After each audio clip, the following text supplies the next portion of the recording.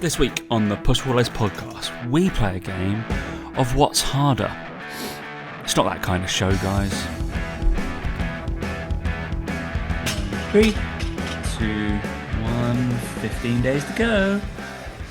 Hey guys, welcome to the Push Pull Legs podcast with myself, Damik. And me, Tom Hall. What's going on, bro? It is me. It is me with my voice. Yeah, Don't worry. I'm very nasally, very ill. That's why there was no podcast last week. I do apologise. It's my fault. 2 weeks we've been out because obviously 1 week you were here, but you were still dying. And then last week you were dying. Very rare that I get a message from Dan. It's usually me who bails. And Yeah. due to social circumstances, not illness. And Dan was dying, and he's still dying. But he's only on day one of his. We haven't fitted him a cough button, but he's currently coughing. So this might not go up on YouTube. I'm just going to mute every time. Every time I'm coughing, I'll just mute. Don't worry, you won't hear anything. Hopefully. But yeah, I said this to Tom before we started recording. I'm like, I've never been this ill in my adult life. Like I have been bad. Like, and I'm not one for moaning usually. I just crack on, get on with it. This is worth moaning about. This it's bad. I just feel like I feel like it's one of those where I was like in my 20s, I'd have just battled on, no problem. A few days out, you'd have been fine, could have done whatever.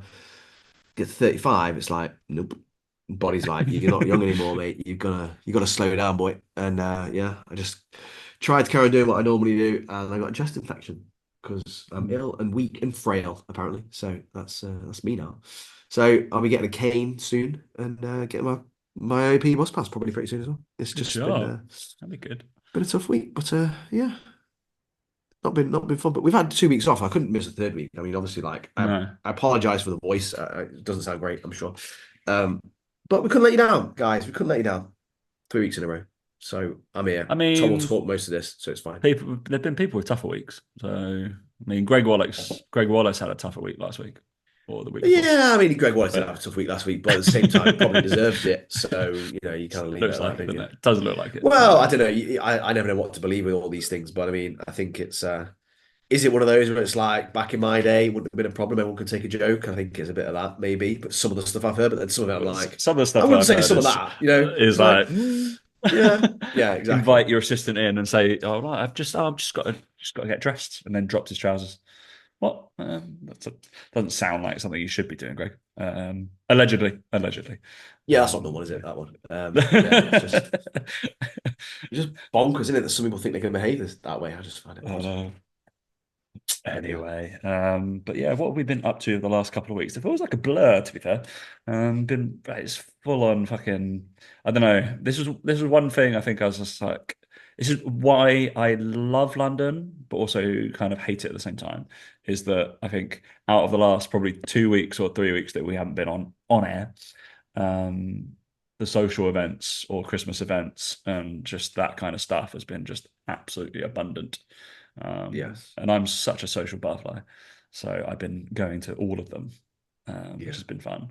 But I think I did have I had a couple of weeks where I was out and about everywhere. Have I spoken to you since I've been to Hamburg? I randomly went to Hamburg for a weekend. No, you haven't. No, there we go. I went to Hamburg. That was good. Not to see the Christmas markets, but we did go to the Christmas markets. It was very cute. It was nice. I enjoyed Hamburg. It was strong beer? Pretty German. Strong beer. Yeah. Was there strong beer there? Not that I noticed. I was just assuming there would be strung beer. Yeah, lots of Germans. I didn't pay for bus transport. That made me feel very uneasy.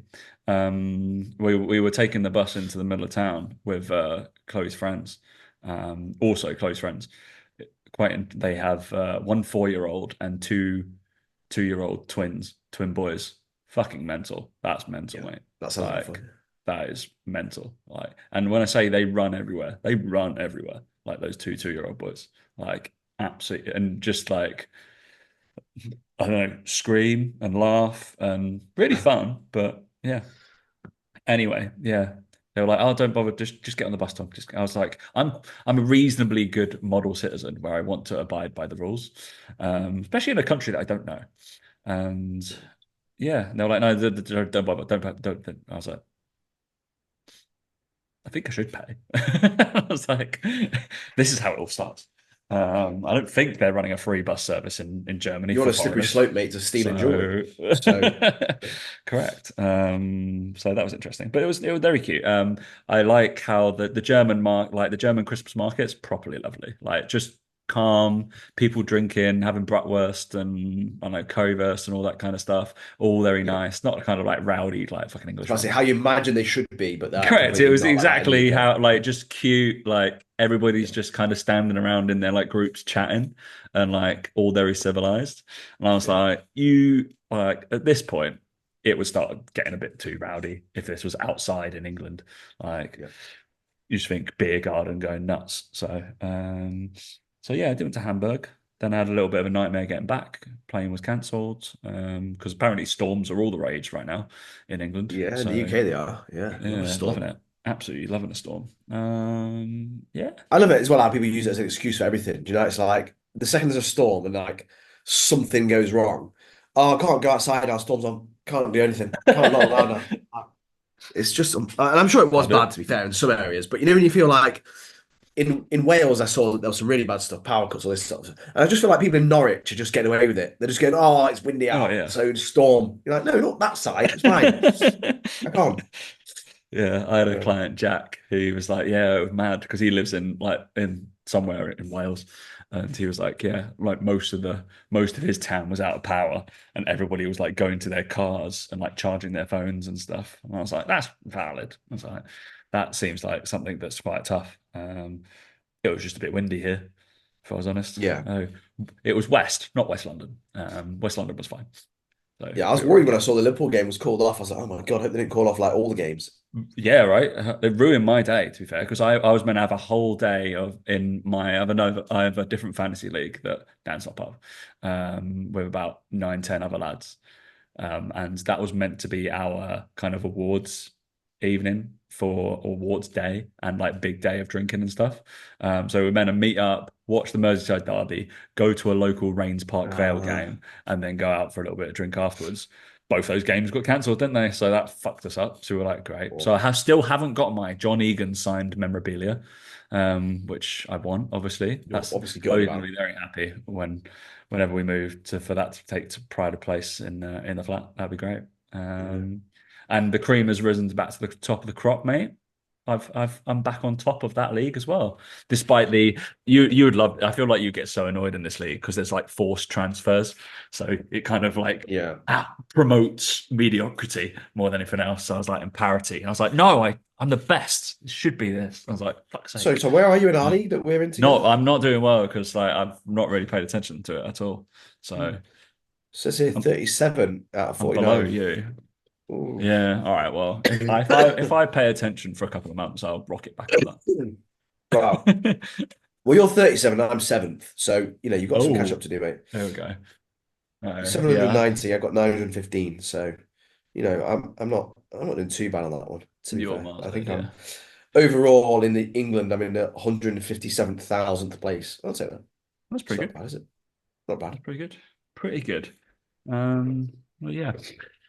So we'll have a little discussion, shall we, over some fitnessy based things. Um, I guess Dan had a pretty successful event, um, which I Mm. believe it was the same place that Mac Nutrition was doing his event, like the week after. It is, yes. It is Yeah, it was. it is East Midlands Conference Centre. Yeah. Mm. So that was exciting because I think one of my clients went to both the events. I was like, Oh, what are you doing? Oh. what a waste of weekend. Yeah. Yeah, and then let's talk a bit about mass testing. Something I'm just going in on for high because obviously high rocks is getting bigger and bigger and bigger. What testing as in And mass of a mass of something or large amounts eh, of testing? the mass of something, Yeah. MAS is an acronym. Oh. Yeah, so it's something that if you are coaching people for high rocks, you will need to know, believe it or You not. will need to know. You will need to know. Yeah, because it is right in the ballpark of what Hyrox is. At the heart rate that they stay at, and what you should probably program properly in your Hyrox athletes. Ooh. Goes out saying, all mine have got their math scores. course they have. They Plus they have. they love a bit of maths. But yeah, I've just been working on making a new downloadable mass calculator, which I don't think I'm going to give away for free. Um, You give away too much for free, Tom, so don't do that. yeah, I don't think I am. So I'm going to keep this. So there's like a run one, a salt bike one, a row machine one, and a ski erg one, because those are the things that we use. Yeah. So yeah, I'm not going to give away. It's on the combine stuff. All my one-to-one clients have got it, and all my mentor guys have got it. But yeah, they'll be able to use it for their athletes, so they can program their conditioning. But anyway, the first thing I want us to debate, Daniel, because it was on one of those, I don't know, podcasts with people who I um don't really know who they are, but like the Sidemen kind of people, but they're not those ones. Yeah. Have you ever had these? This isn't from that. I was just like, I have not. No, they sound good though. Chocolate mini so wafer good. squares. So good. If anybody goes to M&S, yeah, chocolate mini wafer squares. They're kind of like chocolate versions of Pink Panther. Like, is it Pink Panthers or Pink Wafers? Those Yeah, ones. pink Yeah, yeah. wafers, yeah. Pink Wafers. Were they ever called Pink Panthers, or am I just kind of making a connection between two I things think no, I that think there was a capture Pink sound? Panther. There was a Pink Panther thing in there. Yeah. Anyway, Like there was a Pink those. Panther. I don't know if it's like a theme they went through or what. Yeah. Um, Anyway, they these people who are non-fitness related were debating these fitness things, Daniel. So let's rank these. And I think as people who you've done at least one of them, I'm pretty sure you haven't done the other three. And I've done two of them. So what is harder to achieve for, let's say, the average male? What is the average male? And or the average female, or the average female. Average male height, weight. UK. The average height of men in the UK is 5'10". Is it? hmm, I'm quite surprised by that. I feel like everybody's little. The average that means weight I'm taller than is. average. So That's what are you? 5'11", Oh, fucking just taller hell. than average. I'm taking it. Fuck off. I'm taking it. Oh, I don't know. I'm like, every single event that we've ever been to together, and everybody's like, "You're to me, like, you're not bigger than I thought it'd be." And I'm like, "Thanks." Yeah, Do I sound short? I don't know. yeah, you do. I'm You six do one. sound short.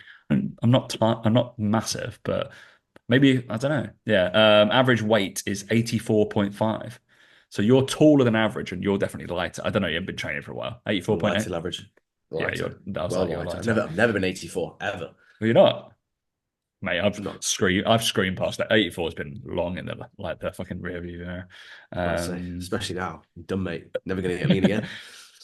However, men's perceived ideal height is 6 foot, and their perceived ideal weight is 76.3. Bit That's weird. light, I This think. is yeah, that's very light. Yeah, it's gonna be fucking like some For a 6 foot twig. bloke. 6 foot bloke at 76. Um, yeah, that's quite light. So one of my friends is 6'3", and he's about 75 kilos, and I could break him with my arm. Yeah. Yeah, little twig man. But yeah. Anyway, so the average male. So let's have that. A 5'10" male, 177.9 centimeters, and a 84.5 kilo male, 181 pounds 8 somethings ounces. What is harder to achieve? A sub 20-minute 5K, 100-kilo bench press, a sub 4 hour marathon, and complete a half Ironman triathlon. Rank those, Daniel. What would need, I guess, what do you think is The going to take? easiest is definitely the half Ironman. Definitely the easiest. Anyone could do that. That's a fucking piece of piss. That's not hard at all. Knew that was coming. No, that's got to be the hardest one. The half Ironman's the hardest.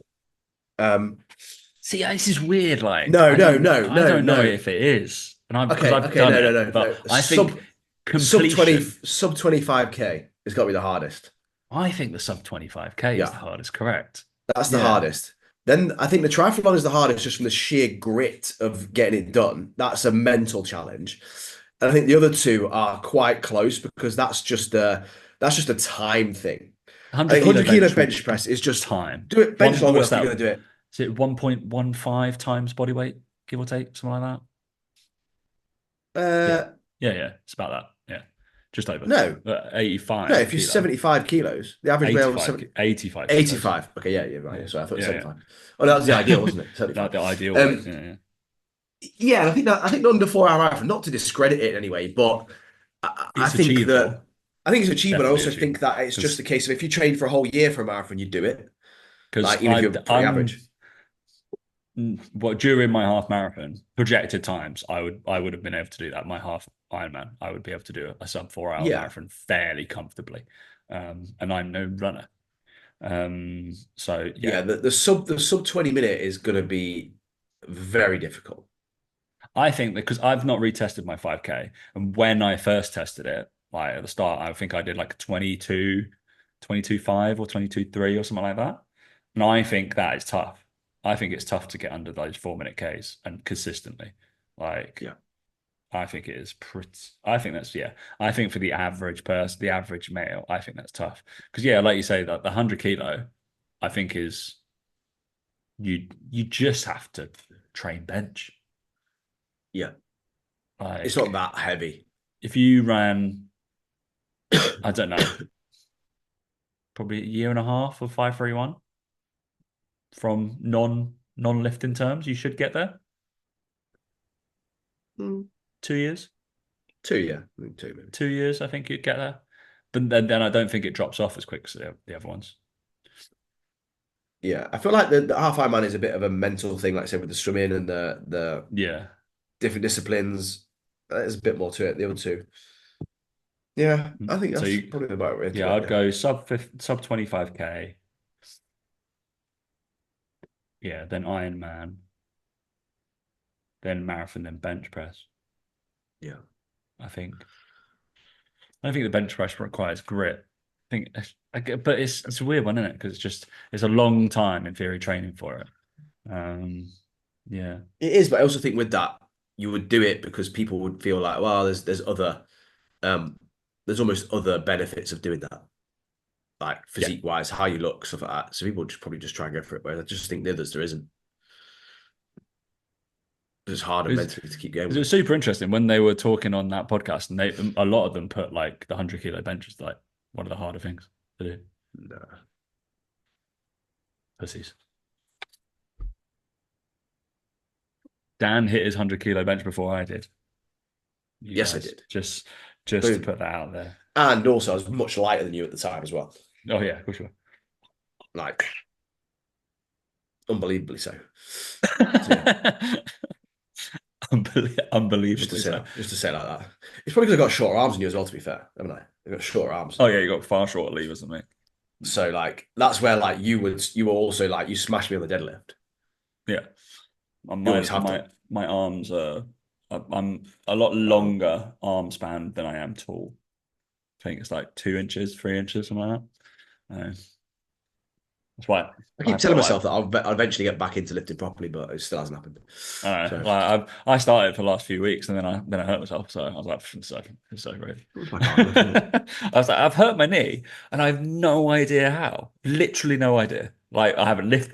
I don't think I lift badly technique wise or whatever. I was just Nah. like, I literally came off an assault bike. I think it was during one of my 100 meter challenges, and I was just like, I just came out of it. And I was like, ooh, I don't know what I've done there. Um, Mm. yeah, so my knee's been a bit puffy for the last like week or so, and it's been a bit struggle because obviously like I still walk quite a lot, so slightly annoying. Slightly annoying. I Yeah. haven't gymmed very much.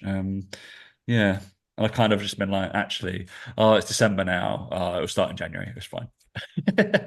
So I'm gonna tick myself over like cardio wise until I have to restart all this triathlon bullshit again. Um, but I will need to we'll go hand in hand as I will need to drop weight then as well. So, Yeah. My knee's um, still annoying me. Not annoying me, but like I'm still not 100% fine with it. And it's just like, I know I'm like, well, am I not even I'm just about coming up to 4 months post surgery. I'm always a bit like, am I being too like trying to be too keen with it? But then I think last 3 weeks is like because I'm not trained or done that much with it, I'm just a bit like, surely Yeah. you'd think it would get better by not doing anything. But now I'm like, oh, is it because I've not been doing stuff that I need to keep going with it? And it's like, oh, Yeah. just still Right. feel Okay. it every so often. I'm always like, oh, it's not fucking better. Like, I wouldn't just go for a run now. Like, I couldn't, I still feel like I can't just go and do that. Not that I would, but you know what I mean? Like, it's still in my back of my mind all the time. So that's such a weird place. 4 months down, I thought I'd be fine by now. But it's really weird. Hmm. Yeah. Fair enough. All right. Event summary, Dan. Give me some three to five takeaways that maybe speaking from the lovely biceps and businessy banter as BBBBBBBBs. Yeah. Um, Cruise. All the lads. Lads. Um, What do we talk about? Well, we had well, me and Mike don't talked know. about like I was in how Hamburg. That's why I didn't go. Yeah. yeah, we talked about how best to do your launches and like how they require a lot of planning. How a lot of coaches make the same mistakes with them, which is that they just don't give themselves enough time planning ahead. They don't plan their content, they don't plan their emails. So then when they launch it, they can't do all the bits they need to do on social media, in terms of selling it, in terms of pushing it to the right people, and they just don't do things right. So, you know, poor planning from a launch point of view is key there.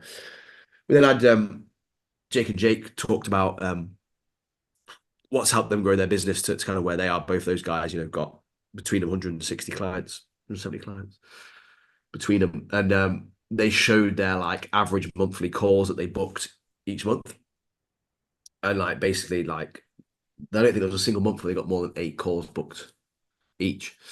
They were big ones. They had a couple of months where they had 0 calls booked as well. And it was like the reason they've grown the way they have is because it's all based on retention. And they're like basically the whole presentation about how look, if you're a good coach, focus on retention, not trying to fucking always try to get new people in. And the results you get, you're going to get a bit of business you want over time.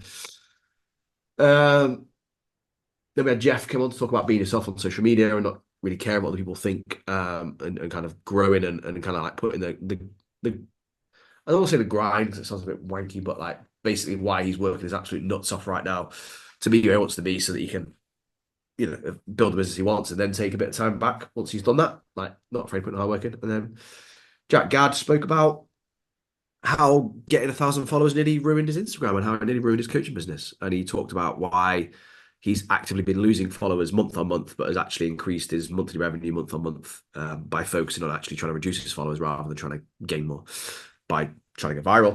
And then Lewis Potts did one on client adherence and coaching and like what coaching actually is and how there's a time and a place for sometimes the sort of coaching we might do as online coaches, but we should probably also upskill and think about other ways that we should coach and ask questions and deliver our coaching to people, um, and spend some time actually being better at coaching rather than just trying to do marketing, reels, Instagram.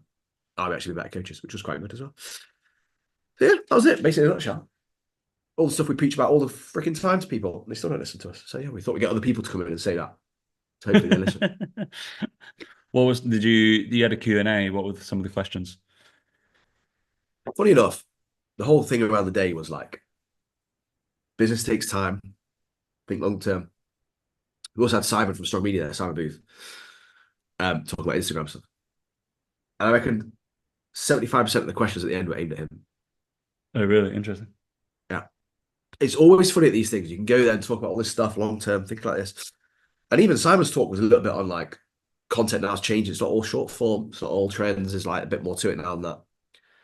And it was all just like on Instagram, what should I do if this happens? Or if this happens, or how can I do this? And how can I maximize this? And we were just sat there like, just spent the whole day talking to you about like, you know, you got some good minds up here, people that got good businesses, and you all we want to know is about Instagram. Yeah, it was just a bit like not annoying. That's not fair because I understand where some of the questions come from, but it's there's no questions on like how can they improve retention to get clients stay for 2 years or how they can do this, sort of thing. So yeah, we didn't have to answer that many questions. One of them was around like niche and kind of like what to do if you want to change your niche or what do you do if you feel like you can't relate to your niche anymore, which I think a lot of people kind of resonate with.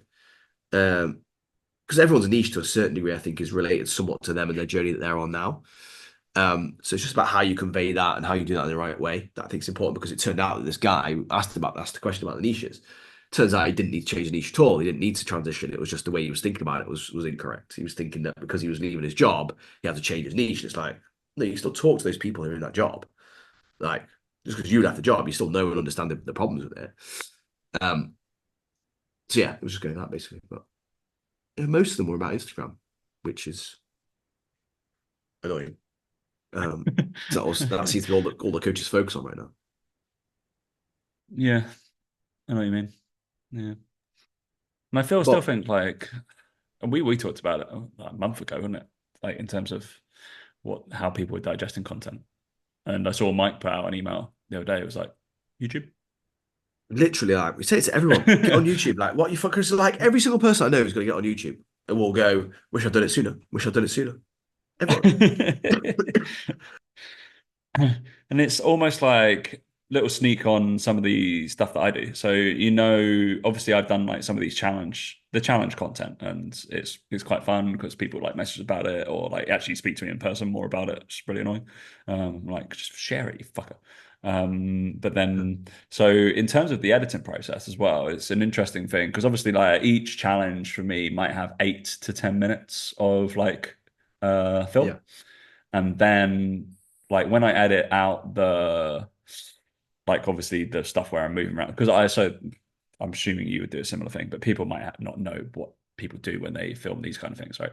So I will set the camera up, blah blah blah, set the phone up, and then I'll do my introduction, blah blah blah, in one place. Then I'll move either the camera angle but I'll keep it running. So it's just one big file. So it's like, yeah, probably 8 to 12 minutes or whatever. And then I put it onto CapCut, and then I'll chop out all of like the nothing space or whatever it is, where Uh, there's no content or no action. But I think if people are struggling what to put on YouTube, and you're doing that kind of content, guess what I've started putting on YouTube? Okay. I might edit that down from a 12-minute video down to a 5-minute video, which is what is kind of a 3 to 5 minute video. Obviously, that's too long for Instagram. Cool. That's perfect for a YouTube video. yeah. Like, whap that on, and it's kind of almost unedited. But it's kind of edited, but it's the whole journey of that kind of that thing that I was doing. And then it's a super edited. I don't go down to what Simon was like. I've been through his course and stuff, and he prefers like 35 seconds, 40 seconds, like long form on Instagram. I don't like it because it just doesn't fit my personality. So Yeah. I go to 1 minute to my cutoff. All of my things should be about 75 to 90 seconds just because it feels like my personality takes that long to fucking come across what I want to do. And some of them do well, some of them don't. But I think most of the people will watch it through who I'm trying to keep them that long. Yeah. But then that edited down goes to Instagram. But yeah, people might. I guess it'll be a case of they'll be like, oh, but am I kind of posting the same thing twice? It's like, not really. Like I've only got like Different fucking over a audiences. hundred subscribers or whatever on YouTube because it's mainly just my exercise tutorials for my other content, Yeah. and it's housing based for my for all the combine like lectures and stuff like that. But started doing that and then pick up a few more like 10, 15 subscribers each month instead. Yeah. And yeah, it's just a little bit different audience and you get different people looking at it. Which yeah, why not? Yeah. It's content I'm editing anyway. I just press export twice Yeah. instead, and I put that one up whilst I'm doing the rest of that one. So be 100%. I think it's like people are the reason that people don't do YouTube is they give the excuse of, oh, I don't know what to post. yeah, And I'm exactly the same as you, mate. And I'm like, well, you're posting content on Instagram, aren't you? Yeah, we'll just make it longer then. yeah, Like, stop. There's like just an excuse. It is just an excuse. Like, it's free, it's available to anyone. It's that fear of failure. It's another thing about it that I think that people don't like is that you are going to get less subscribers, you are going to get less views, and they don't like it. Their ego can't handle it. That's part of the problem as well. Is they can't handle that fact. And like, me and Mike just post our podcast up on there. The reason we do those podcasts is to take little clips out of them and post them on Instagram. But actually, what we found from doing that is we get more subscribers come through YouTube now, find our stuff organically from watching it and it getting pushed to them. Than I reckon it helps us on Instagram necessarily. Um, Crazy the amount of people we get who go, "Oh, find on YouTube, find on YouTube." Right? But again, we started what 5 years ago, right? yeah, It's the only exactly. reason we're there now. We've been able to do it, but people won't want to do it. They don't. Again, they're just lazy. Okay, yeah, that's it. Lazy. They're lazy. It takes It's effort. just, It's time. That's why. but if the people are making their content for Instagram, obviously it's kind of like if you're doing like reel based content or you probably can't get away with it if you're only doing non-spoken word or non like faceless ones or only doing like carousels. You probably can't get away with that. Yeah. But for certain like storytelling based, like storytelling tactics of what we do, sometimes it it will like carry over quite well. And that's one of the other reasons to possibly like branch out into trying to do that. And it's like the whole personality thing, isn't it? It's like it's fun. So I think, yeah, like we've talked about it before, like in all our content, like our content is better when you're enjoying it. No? Like if you don't enjoy making your content, people are fucking gonna know that. Like, it's gonna be Yeah. boring as shit. Like, oh, here's another reel about this exercise. Cool, amazing. All right, wonderful. This is the best exercise for whatever that is. Yeah. Bullshit. Dog shit, mate. All right. Well, we'll not keep down too much longer. We'll talk for 5 minutes about doing some maths and then we'll let you go bed. Yeah. Let's go to bed, mate. Yeah, it's ready to go. Fuck me. So I just wanted to briefly, it's something that I've been like, so this, I'm only bringing it up as a topic because it's on the front of my mind because I'm creating another calculator, just extrapolating out some of the running modals that we do. So some people might know some tests and stuff that they people do for this, but it's come to a head at the moment because quite a lot of my high rocks guys have just competed. So with you, so I'm gonna give them mass tests every kind of Friday for the whole of December, and that acts as some of their conditioning um, instead. So they do like 4 mass tests every throughout the month. I don't do it all in one day or one week to try and get them all done. It'll just be I don't know, take a month worth of data, um, so I can find out their maximal aerobic speed. Um, so essentially, this is normally kind of a 5, 6 minute test. That's all it is. So perfect for anybody who's doing like conditioning stuff. But on this, I put like a 1,500 meter time. So I've just put this all the way across for the ease of the calculator. So I've changed some of my testing protocols. So I used to do like it be like 5 minutes max distance, and then we'd correlate off this. So, but I'm going to try and give a score instead, and then we get some aerobic speeds and averages and stuff. But is exactly how people should be like programming their conditioning as well, which I don't think I might be speaking out my arse here, mate, but I don't think generally most coaches will program people's conditioning. It'll be an afterthought of like Tabata at the Yeah. end, or you go, I go, minute EMOM, off you go. Um, Whereas there are protocols to build people's different parts of their energy systems. And that will be big, especially with the influx of Hyrox. It's so fucking popular. It's insane. Like Yeah. it's as harder getting a Hyrox ticket than a fucking Oasis ticket at the moment. Yeah. It's mental. So like maximal aerobic speed. In summary, it's just the lowest kind of speed or any kind of equipment that you're doing that will kind of in which will have maximum kind of oxygen uptake. So your VO2 max, but it's the slowest you can do whilst training your VO2 max is essentially what you're doing, which correlates into say in a football match. Um, it's something like is it a most footballers well, a lot of time I think it was study was done in female footballers hover around kind of 75 to 85% of their maximal heart rate throughout the whole game. I think that's about right. Yeah. You've muted yourself, Dan, so I have no idea what you're saying. Oh, sorry. Can you hear me? I was just having I a don't know coffee if you fit. can. Did you do that data when you were at Hull? I mean, we had it from training sessions and stuff, but obviously, like during games, we weren't allowed to wear heart rate monitors. So it was always a Mm, bit of a like, well, during the game, are they going to be performing at higher rates probably than in training? yeah, But yeah, in training, you're always looking for between 75, 85 anyway. That was always what the threshold was. 75 to 90 was what you would try. That was what was considered work in training. Do you know what I mean? Like correct. Yeah. minutes. So I Yeah. think it's something like pretty much bang on 85% is pretty much the correlation of 85% of your maximal heart rate, like average heart rate throughout a like 90-minute game. Yeah. Which I'm assuming for a lot of people is above what they'd be doing. So lactate like zones, right?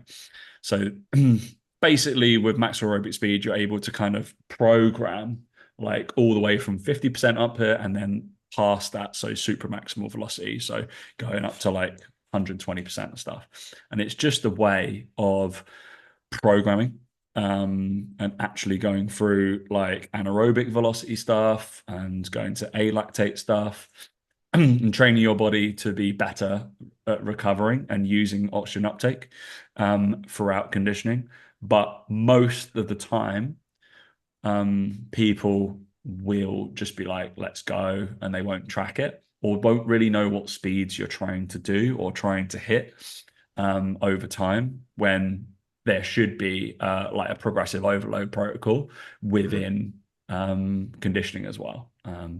So trying to get one of my, I did write some notes to vaguely do this. So really simple one. If you wanted to like, let's go at 90% mass. So if you had a maximal aerobic speeds of like 60 RPM on an assault bike, which is pretty normal. You could do a 3 minutes on, 3 minutes off thing at 90%, and you could do 4 to 8 sets essentially. But week 1, you do 4 sets. Week 2, you do 5 sets. Week 3, you do 6 sets. But people are like 3 minutes on, 3 minutes off. That's mad. But it's kind of almost, it's 90% of the peak what you'd be able to like do for 5 minutes essentially. So there's still going to be like fucking tough going. And you're meant to be staying at that kind of heart rates. But you can scale that all the way down to like the 15 seconds on, 15 seconds off work. And again, you could be working up to 120% of your max. And your heart rate could be flying. And then you could just do like 2 to 3 sets, like 8 to 12 reps of that, then take a 4-minute gap, then go again. That kind of thing. I think people would just be like one big hit and then go.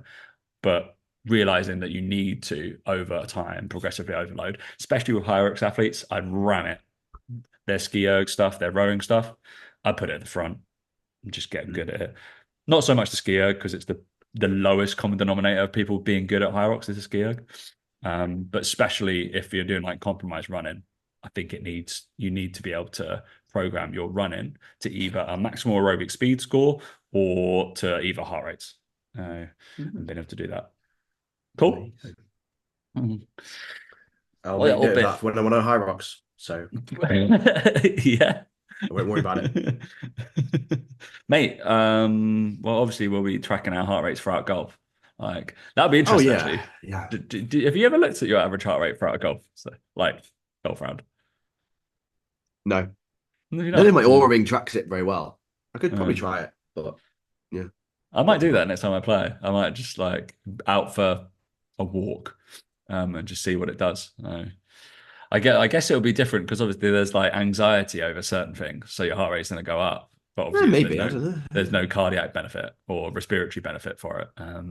Yeah. So yeah, not saying like people with high heart rates because of anxiety are going to be more fit than than people who are very chilled out.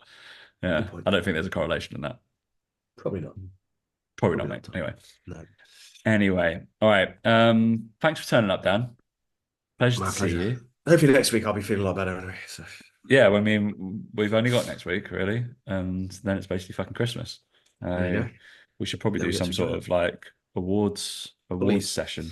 Yeah, what is it only what is the 10th today? 17th. Yeah, it'll be fucking it'll be 24th, and then it'll be 31st. So. Yeah, fuck me. I won't want to speak to you those days. So, and I will, 24th, obviously Christmas Eve. So Dan's going to be dressing up as Santa. Playing golf, mate. You remember that? Dressing up as Santa. And then 31st, I'm in Boston. So Boston to Dubai, there's a bit of a time difference there. A bit of one, yeah. We'll be able to. I'll be able to speak to you on the new year, and you'll probably be still just doing it. Yeah. I'll be like, don't tell me what's happening then. Yeah, tell me about the future. Right. Exactly. Anyway, thanks for listening, guys, and get well soon. See you later, guys.